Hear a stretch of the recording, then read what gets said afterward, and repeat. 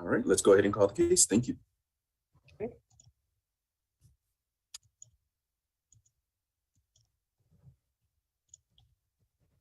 Recording in progress. Your Honor, calling the people of the state of Michigan versus Ethan Crumbley, 2022-279-506 FC. 9506 FC. Good morning, counsel. Appearances for the record. When you give your appearance, please indicate whether or not you consent to proceed via Zoom this morning. Good morning, Your Honor. Assistant Prosecutor Kelly Collins appearing on behalf of the people, and we do consent to Zoom. Good morning, Your Honor. Markeisha Washington appearing on behalf of the people, and again, we do consent to this matter being held on Zoom. Good morning, Your Honor. Paulette Michelle Lofton on behalf of Mr. Crumbley. We also consent to proceed by Zoom this morning. Good morning, Your Honor. On behalf of Ethan Crumbley, I consent to Zoom this morning. Good morning, Your Honor. Deborah H. McKelvey, court-appointed lawyer guardian ad litem for Ethan Crumbley, and I have no objections to proceeding with this matter on Zoom this morning. Thank you. Good morning to all counsel. Good morning, Mr. Crumbley. Today's date and time set for a review hearing. Mr. Crumbley, are you okay with proceeding via Zoom this morning? You have an absolute right to be in person in court today. And I just want to know, are you okay with proceeding via Zoom? Yes, I'm okay with proceeding.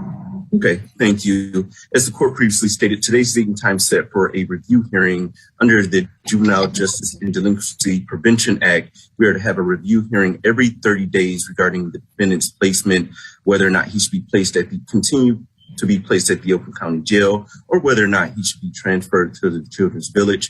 We did have a hearing on February 22nd, 2022. The court took the matter under advisement and issued a written opinion and order on March 1st, 2022, continuing the defendant's placement at the Oakland County Jail. And today is the review hearing. The court is in receipt of the People's Memorandum of Law following the hearing. Is there any additional information from the people that you would like to place on the record? No, Your Honor. I believe that the follow-up supplemental brief does speak for itself. Thank you. That would be all that we had. Thank you, Ms. Collins. In defense, are you in receipt of the People's Memorandum of Law following the hearing? Yes, I received it last evening. Okay. Is there anything that you would like to add for today's purposes? Your Honor, there has not been many changes since the last hearing. I know there's an update on the education portion, and I believe Ms. McKelvey is speaking to that. Thank you. Go ahead, Ms. McKelvey. Well, Your Honor, I just need to address one issue in the memorandum from the prosecutor's office as I received last evening. I think it's important for the court to recognize their memorandum still says that it's the parent's responsibility to provide education. And the section of the statute that they're using says, and I'm concerned that they just go over, ignore it, is that it says the child's parent, guardian, or other person in this state having control and charge of the child, which right now, and as of the date of the incident, has been the Oakland County Jail. And I just think it's important to keep that in perspective, because even at our last hearing, there was testimony that everybody believed that it's the parent's responsibility, and it's no longer the parent's responsibility. But with that being said, on Tuesday evening, I received an extensive email from Marianne George she's a senior assistant at Corporation Counsel. And it involved what educational plans that are available that will either give him a high school equivalency diploma or a GED.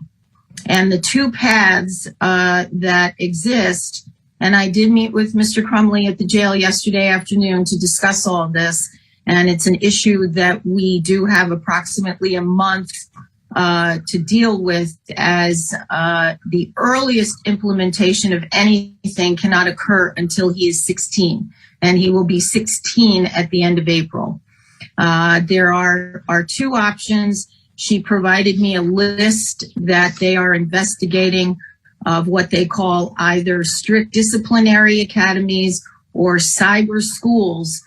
Unfortunately, he cannot proceed with that which would be basically a regular school day, until the 2022-2023 school year, because as I know, I'm sure the court's aware, and everybody, that twice a year, every school district does, head count, and funding is based upon that head count. And we are past, obviously, the second semester head count.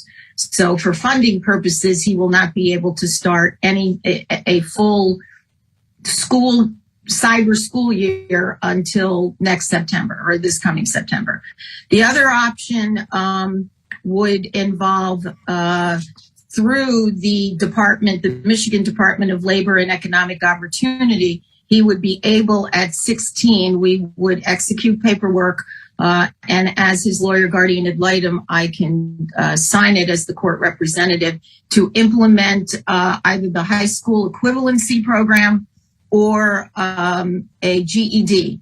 And additionally, that would, once he has achieved either the high school equivalency diploma or the GED, he then would be able to continue in that program to be able to do some community college courses.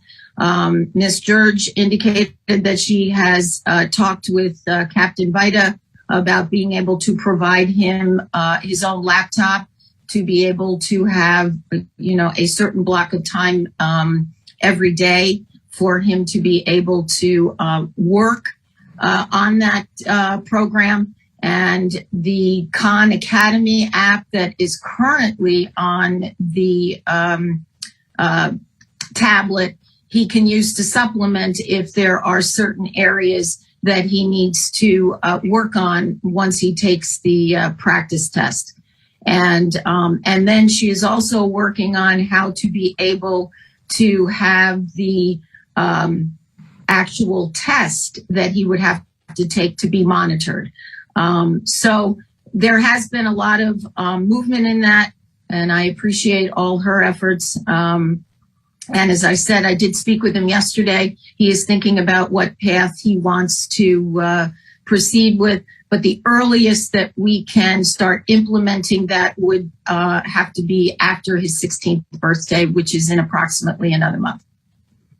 Thank you for that information, Ms. McKelvey. Ms. Collins or Ms. Washington, any response to that? No, Your Honor. I'm glad that they're making progress with regard to the options that the defendant has available to him. Thank you very much. And it's so noted by the court. Is there any additional information that any attorney wanted to present before the court makes its ruling regarding the defendant's continued placement? No, Your Honor. Nothing from the people, Your Honor. No, Your Honor. Thank you. Thank you to all the attorneys. The court has been presented with a memorandum of law from the prosecutor's office. In summary, the prosecutor's office has been trying to work with defense counsel as outlined by Ms. McKelvey to try to get an educational program for the defendant to comply with the Michigan statutes that he is to continue with education because he is indeed a minor. And it does appear to the court that that has been ongoing and continue to become a non-issue now because it's in this court's opinion, at least I believe that the parties are working together to resolve that issue. However, the court has not been presented with any additional information or new information that will cause this court to disturb its March 1st, 2022 opinion and order. Therefore, the court will continue the defendant's placement at the Oakland County Jail. And we will set this matter for an additional review hearing / pretrial. We'll treat the next one as a pretrial as well in the next 30 days pursuant to the Juvenile Justice and Delinquency Prevention Act. That next date will be Thursday, April 21st, 2022 at 9 a.m. Does that work for all counsel? Yes, Your Honor. Yes, Your Honor. Will that be in person or by Zoom? Because it'll be another hearing quite similar to this one, the court is okay with doing it via Zoom unless any attorney has an objection. Not at this time, Your Honor. No objection from the people, Your Honor. Okay, thank you. I will see you all April 21st, 2022 at 9 a.m. via Zoom. Before you all log off, my last question, actually 2 comments. One, the court still has the binder from the evidentiary hearing, has been kept under lock and key in my office, but pursuant to the court rule, the court would like to return this evidence. So if the prosecutor's office could send a runner over to pick up the binder, it will be available this morning so I can return this evidence back to the prosecutor's office. As well as I wanted to inquire, has anyone heard anything from the Forensic Center? Yes, Your Honor. Examination has taken place. We are just waiting on the report. I expect it probably will be another 45 days. Okay, we will discuss this issue again at the next review hearing / pretrial on April 21st, 2022 at 9 a.m. via Zoom. Is there anything else from either party? Your Honor, does the court intend to issue its own written order as a result of today's review, or should the parties provide something to the court? Please prepare an order, but for this one, according to the act, it says that it shall be made in writing, but it wasn't clear whether or not each 30-day review needed a writing. So let's go ahead and have a writing just to be on the safe side. So if the parties could go ahead and submit an order with all the attorney's signatures, I would greatly appreciate it. We will do that, Your Honor. Thank you very much. Anything else? No, Your Honor. Thank you From the people, Your Honor. All right. Thank you, everyone. You all have a great morning and great day. You as well. Thank you. You too. You as well. Recording stopped.